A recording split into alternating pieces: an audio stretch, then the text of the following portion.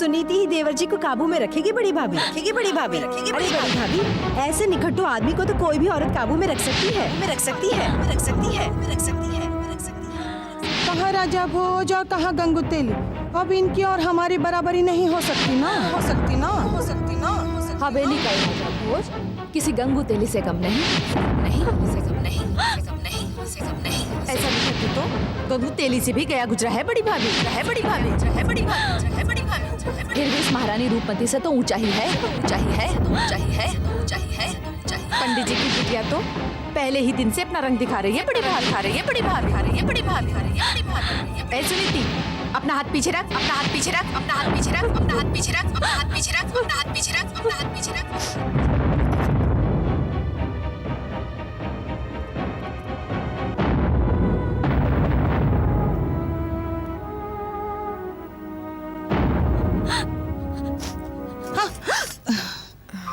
ये महाराज भोलानाथ अब तक अपनी महारानी से मिलने नहीं आया। बड़ी भाभी, आपने तो हम दोनों को डरा ही दिया। डर डर कर बहुत जी चुके हम। अब हमें अपना अधिकार छीनने के लिए हिम्मत जुटानी होगी।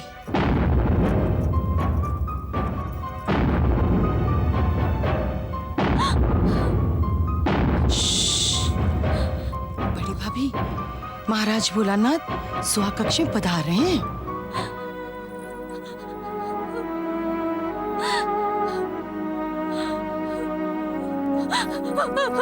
अरे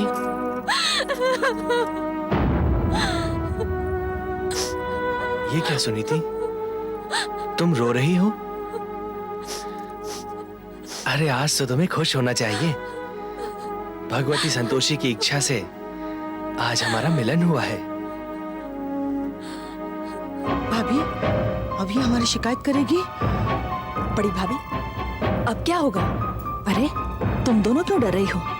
ये भोला निखट्टू वैसे ही हमारे टुकड़ों पर बलता है। हाँ। ये क्या बिगाड़ लेगा हमारा? हाँ, हाँ, हाँ।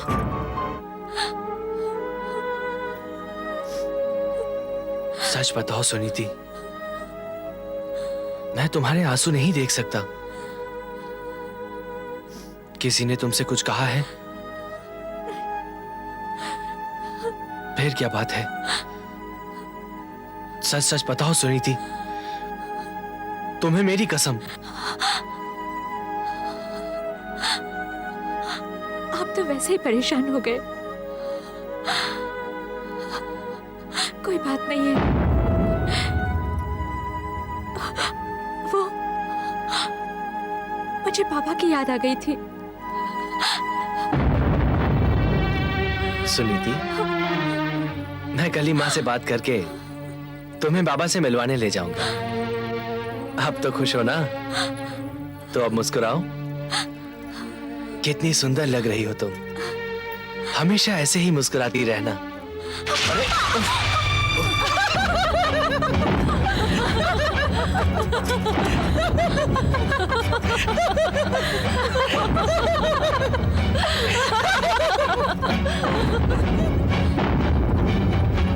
तुम्हें कहीं चोट तो नहीं लगी सुनीति? शरीर पर तो नहीं लगी, लेकिन मन में। शायद पलंग ही कुछ कमजोर था, तभी टूट गया। जब रिश्तों की मजबूत डोर कमजोर हो जाती है तो चीजें ऐसे ही टूटने लगती है। ऐसे क्यों देख रही हो सुनीति? मैं देख रही हूँ कि आप सब कुछ देखकर भी कुछ नहीं देख पाते। आज हमारी शादी की पहली रात है। मिलन की इस रात के अरमान हर दिल में होते हैं, लेकिन आज की रात मैं आपसे कुछ कहना चाहूंगी। हाँ हाँ, कहो ना। आज तो कहने सुनने और एक दूसरे को जानने की रात है। आओ सुनीति, आओ आओ सुनीति, आओ बैठो। आप कहो। आपको तो मैं बचपन से ही जानती हूँ। जो बात मैं अब आपसे कहने वाली हूँ, वो बात मुझे आज आपसे नहीं कहनी चाहिए थी, लेकिन अगर आज भी नहीं कही तो बहुत देर हो जाएगी। कहो सुनीति, रुक क्यों गई? मेरी बात अगर आपको बुरी लगे या आपके दिल को ठेस पहुंचे तो मुझे माफ कर दीजिएगा। मैं आपसे ये कहना चाहती हूँ कि आप बहुत भोले हैं। आप सिर्फ दिखने के या नाम के ही भोले नहीं हैं, बल्कि दिल के भी बहुत भोले हैं। वो तो सभी कहते हैं, मैं जानता हूँ। मगर आप ये नहीं जानते कि सीधे साधे इंसान को दुनिया सुखी नहीं देख सकती। आपने अग्नि को साक्षी मानकर मुझे अपनी पत्नी माना है। एक औरत अपना अपमान तो बर्दाश्त कर सकती है, लेकिन अपने पति का नहीं। सुनीति, तुम मेरी भाभियों को नहीं जानती। वो मेरी माँ के समान हैं। अरे उनके मजाक करने का ढंग ही कुछ ऐसा है। लेकिन वो सब मुझसे बहुत प्यार करती हैं। माँ के प्यार को तो मैं नहीं जानती। तब मैं सिर्फ 5 साल की थी जब माँ मुझे छोड़कर चली गई। बाबा ने माँ बाप बनकर दोनों का प्यार मुझे दिया। मुझे माँ की कमी कभी महसूस होने नहीं दी। इसलिए प्यार की भाषा और प्यार की खुशबू मैं अच्छी तरह पहचानती हूँ। तुम्हें मेरी भाभियों से शिकायत है? नहीं, फिर? मुझे आपसे शिकायत है। मुझसे? हाँ, क्योंकि आप जरूरत से ज्यादा भोले भाले हैं। आप इंसानी आंखों के बदलते हुए तेवरों को पहचानना नहीं चाहते, या फिर दूसरों को आप खुद की तरह सीधा साधा और भोला भाला समझते हैं। मगर याद रखिए, जो इंसान खुद को वक्त और हालात के साथ बदलता नहीं, वो कभी भी वक्त और हालात का मुकाबला नहीं कर सकता। मैं खुद को बदलूंगा सुनीति। तुम्हारी बातें मुझे समझ में आ रही हैं। अब मैं भोला भाला और गंवार नहीं रहूंगा। वक्त के साथ बदलती परिस्थितियों का मुकाबला करूंगा मैं। हाँ सुनीति, हाँ हाँ।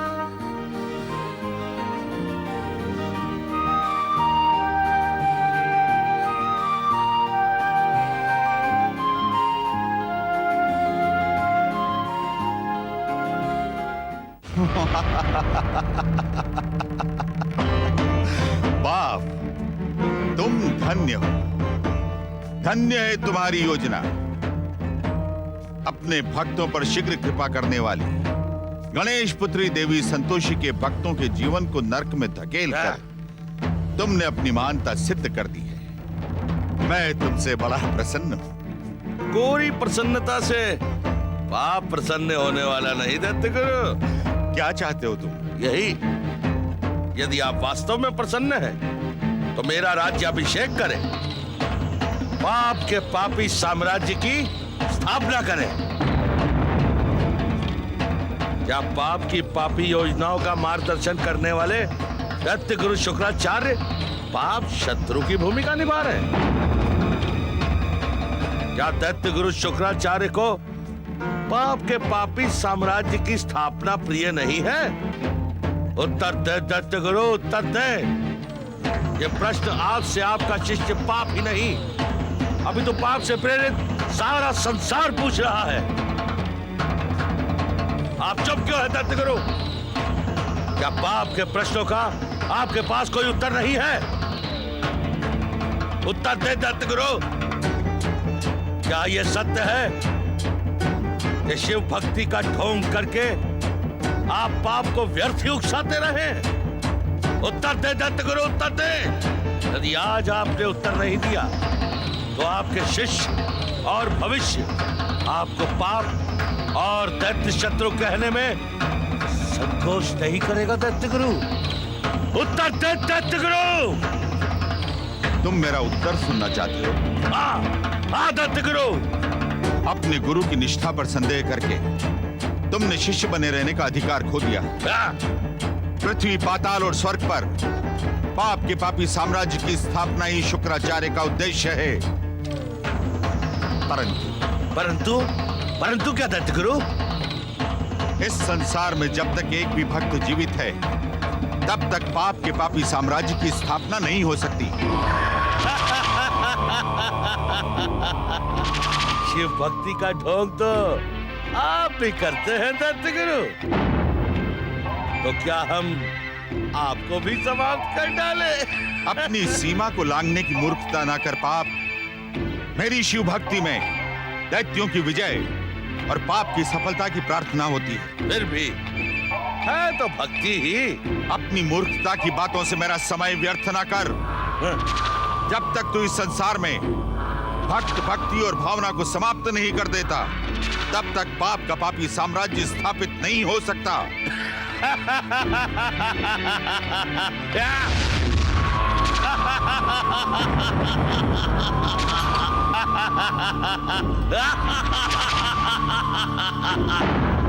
मुझे अब तुम्हारी बातों पर विश्वास नहीं रहा शुक्राचार्य। तुम शिव भक्ति की आड़ में पाप को भ्रमित करने का ढोंग कर रहे हो। पाप भक्त और भक्ति का सर्वनाश अब तुमसे ही प्रारंभ करेगा। ओम नमः शिवाय। सावधान पाप, यदि तूने अपनी मूर्खता की क्षमा याचना नहीं की तो मेरा शाप तुझे कलंकित कर देगा। हे देव देवेश्वरी माता संतोषी, इस दुष्ट मूर्ख पाप से दैत्य गुरु की रक्षा करें। नारायण नारायण। ऐसा विचित्र दृश्य नारद ने अपने जीवन में पहले कभी नहीं देखा। शाप तो तू तब देगा शुक्राचार्य जब मेरी यह विकराल तलवार तुझे जीवित छोड़ेगी। ओम नमः शिवाय।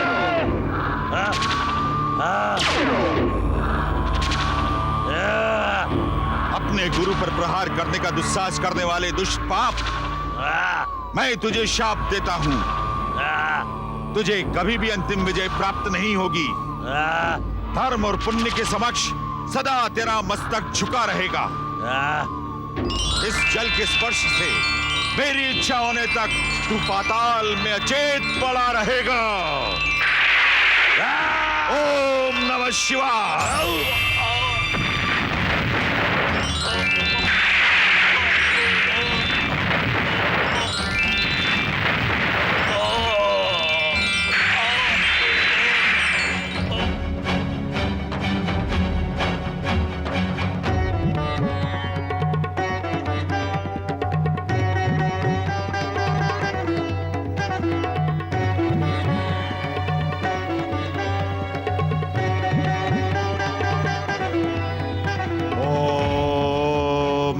शिवाय। जय जय संतोषी माँ। नारायण नारायण। प्रणाम दैत्य गुरु शुक्राचार्य। अपने प्रिय शिष्य पाप को शापित करके आपने भविष्य का संकेत दिया है। सच तो यह है दैत्य गुरु कि आपने अनजाने में ही धर्म का पावन कार्य किया है। नारायण नारायण। देवताओं के ऋषि नारद, तुमने दैत्य गुरु शुक्राचार्य के आश्रम में आने का साहस कैसे किया? जय जय संतोषी माँ। ये साहस मैंने नहीं, मेरी भक्ति की शक्ति ने किया है दैत्य गुरु। आप ये भली भांति जानते हैं कि भक्त कभी भयभीत नहीं होता। नारद, जैसे आए हो वैसे ही लौट जाओ। मेरा मन वैसे भी खिन्न है। नारायण नारायण। इस खिन्नता के दोषी आप स्वयं है दैत्य गुरु। मैं आपको सावधान करने आया हूँ। देव देवेश्वरी भगवती संतोषी के क्रोध से आपका परिचय तो होगा ही। उनके भक्तों को कष्ट पहुंचाकर आप अपने शिष्य पाप के समान अपने भविष्य को संकट में धकेल रहे हैं। मेरे भविष्य को संकट में धकेलने का साहस किसी के भीतर नहीं है नारद। मुझे अपनी शिव भक्ति पर पूरा विश्वास है। जय जय संतोषी माँ। आपकी शिव भक्ति पर तो आपके प्रिय शिष्य पाप ने ही संदेह कर दिया। फिर भी नारायण नारायण। सावधान दैत्य गुरु, अब भी समय है कि आप अपने दुष्कर्मों पर अंकुश लगाएं, अन्यथा आप जाने और माता संतोषी का क्रोध। मैं तो चला। जय जय संतोषी माँ। नारद, नारद, तुम नहीं जानते इस संसार में पाप के पापी साम्राज्य की स्थापना शुक्राचार्य का एकमात्र उद्देश्य है। पाप अचेत हुआ तो क्या, शुक्राचार्य की इच्छा से भक्ति करने वाले भक्त जनों का जीवन संकट में धकेल दिया जाएगा।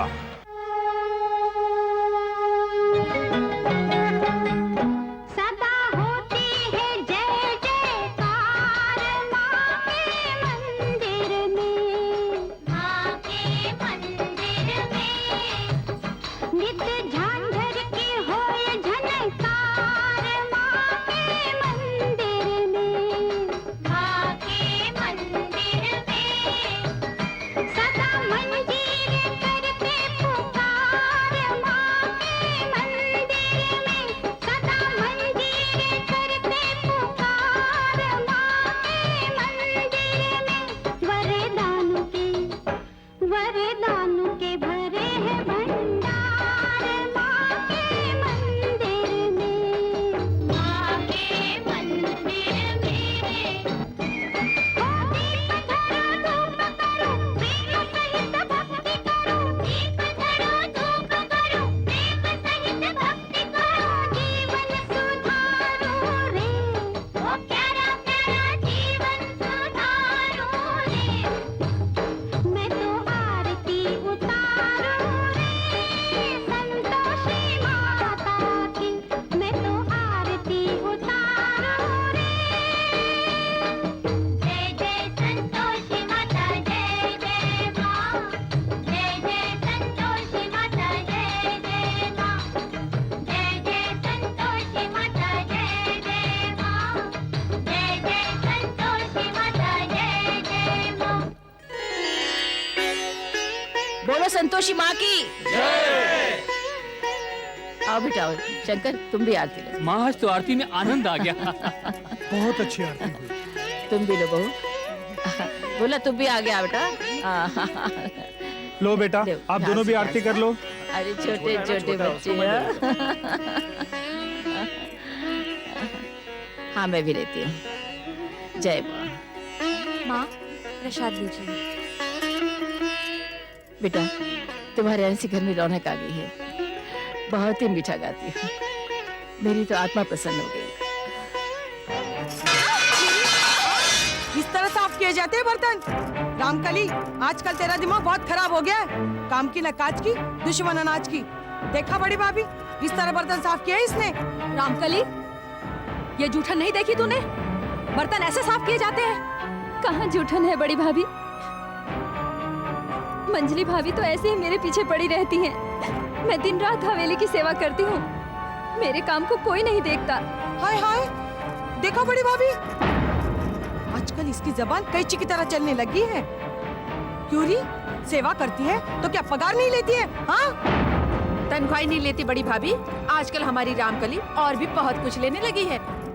और मतलब? क्यों रामकली, परसों आचार के मर्तबान से आचार निकाल कर कहाँ ले जा रही थी तू?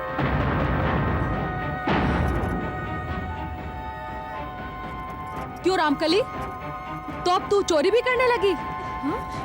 नहीं नहीं बड़ी भाभी, गंगा मैया की कसम, संतोषी माता की सौगंध, मैंने कभी चोरी नहीं की। मुझ पर ऐसा इल्जाम न लगाओ छोटी भाभी। चोरी तो चोरी, ऊपर से सीना जोरी। गोलू ने तुम्हें अचार चोरी करते हुए देखा था। हाँ, नहीं, मैंने चोरी नहीं की बड़ी भाभी, मैंने चोरी नहीं की। तो क्या गोलू झूठ बोल रहा है? हाँ, सच सच बता, और क्या क्या चुराती है तू? मामा मुझे भूख लगी है। गोलू बेटा सच सच बता, परसों तूने रामकली को अचार चुराते देखा था? चुराते हुए नहीं ताई जी, निकालते हुए जरूर देखा था। तेरी इतनी हिम्मत, बता हमसे बिना पूछे किसके लिए अचार चुरा रही थी तू? बोला चाचू के लिए।